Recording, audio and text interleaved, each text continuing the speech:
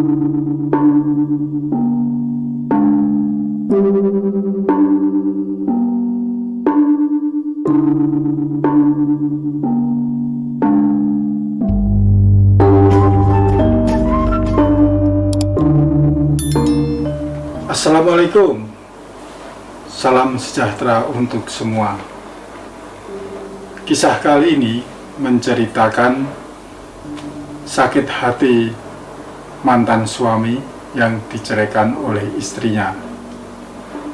Ia tega menyantet suami baru mantan istrinya hingga buta. Akankah suami baru itu diam saja? Ikuti kisahnya sampai tuntas. Peristiwa ini baru terjadi akhir 2021 di Bogor. Jalu, suami baru Mary, tiba-tiba salah satu matanya memutih setelah kejatuhan helm dari atas lemari. Menurut dokter, sarafnya rusak parah sehingga harus dioperasi. Ini mengakibatkan salah satu matanya tak berfungsi. Cerita mistis berlatar belakang asmara ini cukup rumit, sehingga ada baiknya kalian mendengarkan dari awal hingga akhir. Namun sebelum saya menceritakan detailnya, saya mengucapkan terima kasih kepada kalian semua yang terus mendukung channel Misteri Verhal, sehingga channel ini terus berkembang. Terus dukung dengan memberikan komentar, like, dan subscribe. Atau bisa juga kalian menjadi salah satu narasumbernya. Untuk kalian yang baru pertama kali ke channel ini, segera subscribe dan aktifkan tanda lonceng agar saat saya mengunggah konten baru, kalian mendapatkan notifikasi. Tak lupa, saya mendoakan kepada kalian semua agar kalian tetap sehat di tengah suasana yang kembali memanas soal COVID ini, tetap bahagia dan tentu banyak rezeki. Amin amin ya robbal alamin. Kisah cinta Mary dan Benny, mantan suaminya, bersemi saat mereka duduk di bangku SMA. Setelah lulus, keduanya bekerja. Mary bekerja di pabrik, sementara Benny kerja serabutan. Setelah mendapat momongan, Benny justru makin malas bekerja. Ia lebih banyak nongkrong dengan teman-temannya, kadang disertai dengan mabuk-mabukan. Tentu sikap malas Benny ini membuat cinta Mary lama-lama semakin memudar. Mary yang semestinya hanya menjadi tulang rusuk sudah berubah menjadi tulang punggung keluarga. Ia harus kerja lembur untuk mendapatkan tambahan penghasilan guna membayar uang kontrakan, membeli susu dan pampers. Sementara Benny justru asik bermain sama teman-temannya. Situasi ini membuat Mary makin jengkel. Ia pun menggugat cerai pada Benny. Mengetahui dirinya digugat cerai, Benny murka. Ia menegaskan Mary adalah cinta sehidup sematinya. Ia tak pernah selingkuh, tak pernah main perempuan. Justru ia menuduh Mary yang memiliki pria idaman lain sehingga menggugat cerai dirinya. Mary tentu murka. Makan tuh cinta, kita butuh bayar kontrakan, butuh makan, butuh beli susu, butuh beli pampers. Apa bisa dibayar dengan cinta? Bentak Mary. Pah! Benny pun menampar Mary. Saya tak ingin cerai, saya tak akan datang ke pengadilan, tegas Benny. Tamparan keras Benny ini justru menguatkan keinginan Mary untuk bercerai. Ia pun mengajukan gugatan cerai ke pengadilan agama. Benny menepati janji, dia tak pernah datang sekalipun ke pengadilan agama tersebut. Namun, proses cerai berjalan terus. Hakim mengabulkan gugatan Mary untuk bercerai karena terbukti selama 1 tahun Benny tidak pernah memberikan nafkah lahir. Anak sematawayangnya karena masih balita, hak asuh anak berada pada Mary. Perpisahan dengan Benny, cinta pertamanya, membuat Mary cuek pada pria. Ia fokus membesarkan anak sematawayangnya. Sejumlah pria yang mencoba mendekati Mary mundur teratur. Butuh waktu lama untuk menghilangkan trauma. Rupanya, Jalu berbeda dengan pria pada umumnya. Ia tak kenal kata menyerah. Jalu terus mendekati Mary dengan berbagai cara. Salah satunya adalah mendekati anak sematawayang Mary. Ia sering membawakan jajanan kesukaannya. Kedekatan ini membuat Mary mulai bimbang, karena jika selama beberapa hari Jalu tidak datang ke kontrakannya, anaknya selalu bertanya, "Om kemana? Kok nggak pernah datang?" Meski mulai menaruh hati pada Jalu, Mary tak ingin cepat-cepat menikah. Ia masih menata hati.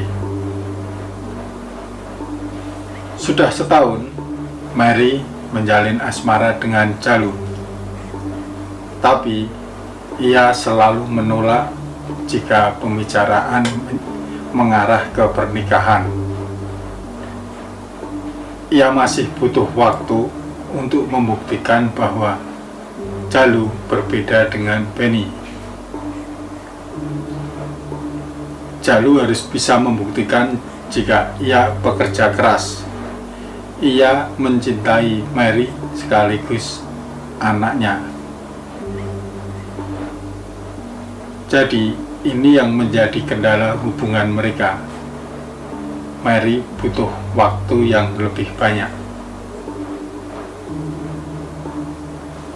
Setelah Mary yakin bahwa Jalu adalah pria yang cocok untuknya, ia pun mengenalkan Jalu ke keluarga besar Mary.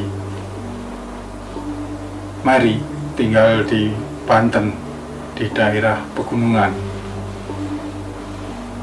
Tentu kedatangan Jalu menjadi bahan pembicaraan di kampung tersebut. Benny pun mendengar jika Mary pulang kampung.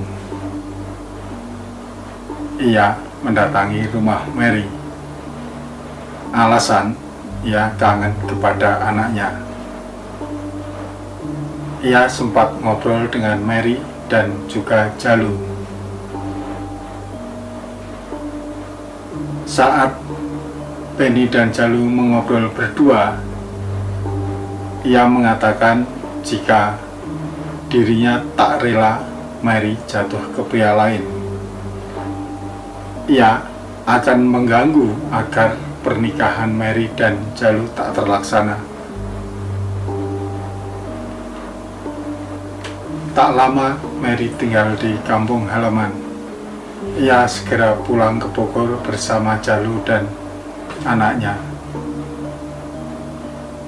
Tiba di Bogor, Mary baru menceritakan jika ia mendapat ancaman dari Penny.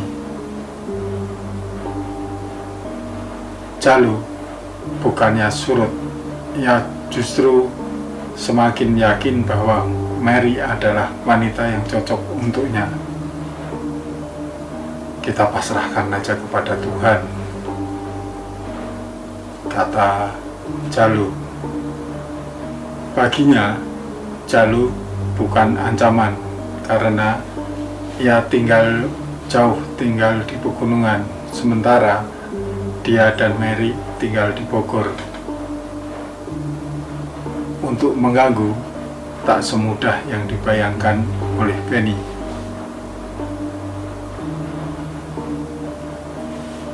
Jika Jalu tenang menghadapi ancaman dari Penny, lain halnya dengan Mary. Ia khawatir Penny akan melakukan segala cara untuk mengganggu hubungan mereka. Penny tipikal orang yang menghalalkan segala cara. Mary takut Penny akan mengirim santet atau guna-guna terhadap dirinya. Apalagi di kampung Mary ini terdapat sejumlah dukun santet yang amat kondang. Lagi-lagi, Jalu tetap tenang. Ia meminta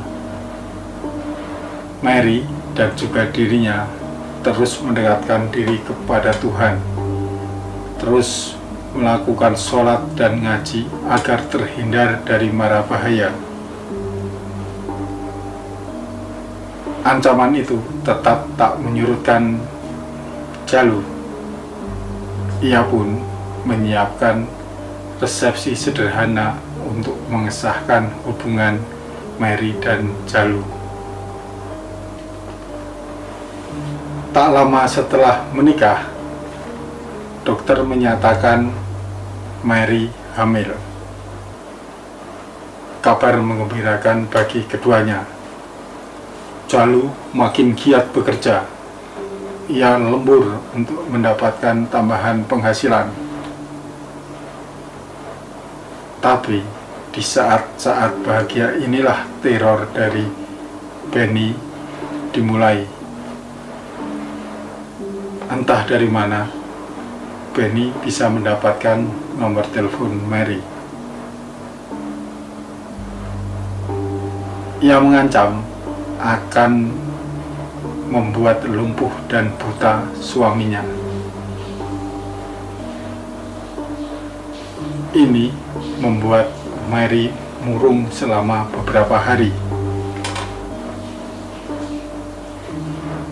Jalu yang melihat perubahan sikap istrinya hanya menganggap bahwa ini sebagai bagian efek dari kehamilannya.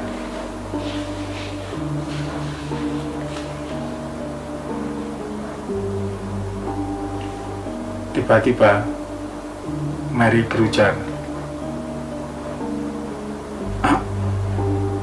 Penny mengancam akan membuat lumpuh dan buta AA. Kemarin dia telepon ke aku, kata Mary.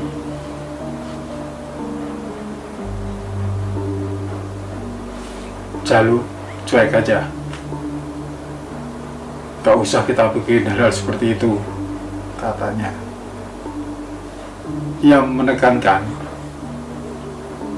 bahwa semakin dekat kepada Tuhan, dirinya merasa semakin aman. Jadi, tak perlu takut dengan ancaman-ancaman seperti itu. Setelah mendapat ancaman itu, sejumlah keganjilan, sejumlah keanehan mulai terjadi. Kadang-kadang di rumah Jalu ini baunya amis, dicari sumbernya tidak ketemu. Bahkan ketika lantai sudah dipel menggunakan cairan pel beraroma buah, tetap saja amis. Bau amis ini kadang muncul, kadang hilang, tapi tak tahu kapan datangnya. Keanehan lain, pada malam hari sekitar pukul 2, orang tua Jalu yang tinggalnya di depan rumah Jalu sering melihat cahaya merah seperti bola api mengenai rumah Jalu. Kadang disertai dengan suara ledakan kecil. Pagi hari, ketika orang tua Jalu menanyakan hal itu kepada Jalu dan Mary, keduanya tak pernah mendengar apapun, juga tak melihat bola api seperti itu. Puncak keanehan terjadi pada malam Jumat. Jalu kejatuhan helm yang ditaruh di atas lemari. Saya gambarkan dulu kondisi kamar Jalu agar kalian paham. Jadi ketika pintu kamar dibuka, posisi lemari ada di pojok di balik kamar di sisi barat. Sementara kasur berada di sisi timur, mepet di tembok juga.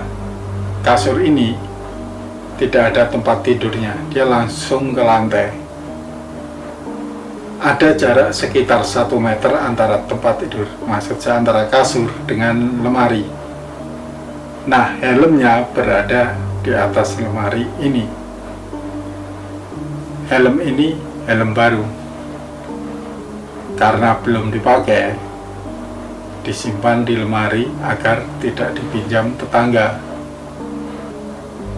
Sudah 3 bulan helm itu berada di atas lemari ini dan belum pernah sekalipun jatuh.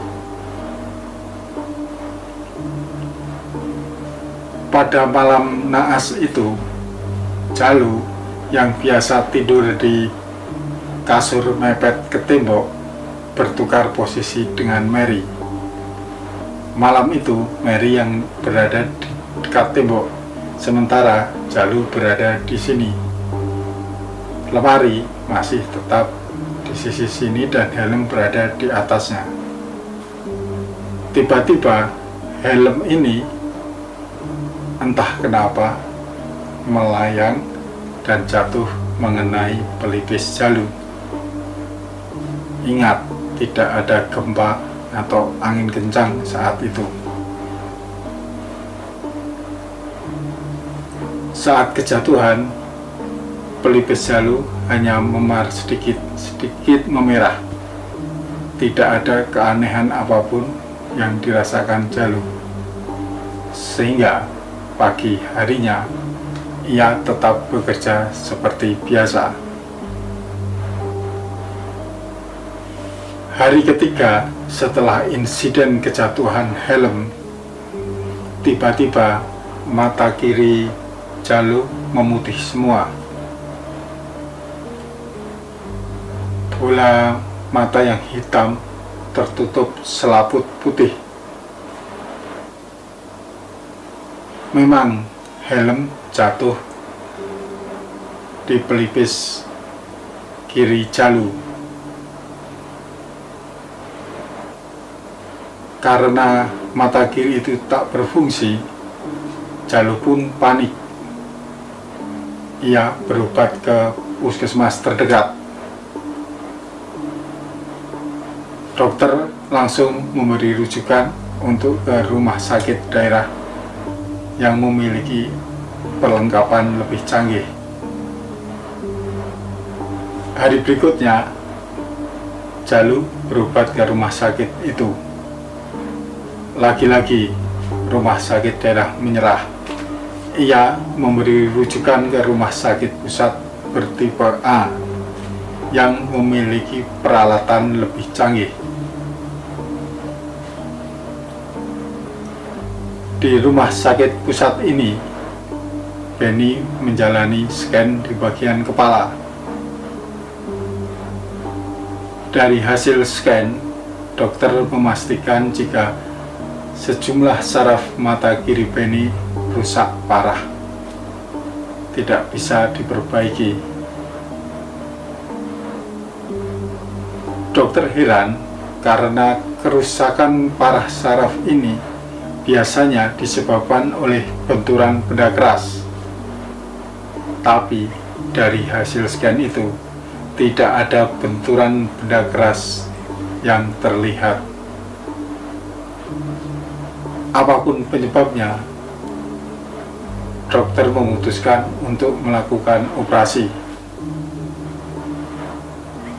Sulit untuk melakukan transplantasi mata karena kondisi saraf. Selain itu, biaya transplantasi juga cukup mahal, puluhan juta. Jalu tak memiliki cukup uang untuk itu. Setelah menjalani operasi mata, Jalu makin giat bekerja, walau tentu dengan keterbatasan fisik.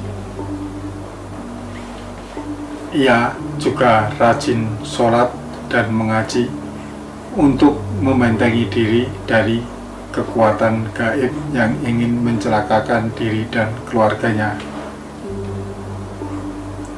Yang ada pada pikiran Jalu hanyalah bagaimana ia bisa menyiapkan persalinan Mary dengan baik agar sang bayi lahir dengan sehat. Begitu juga untuk istrinya Mary. Tak ada dendam sedikit pun dalam diri Jalu terhadap orang lain. Ia fokus menggapai kebahagiaan keluarganya dan tak mau memikirkan orang lain yang iri terhadap dirinya.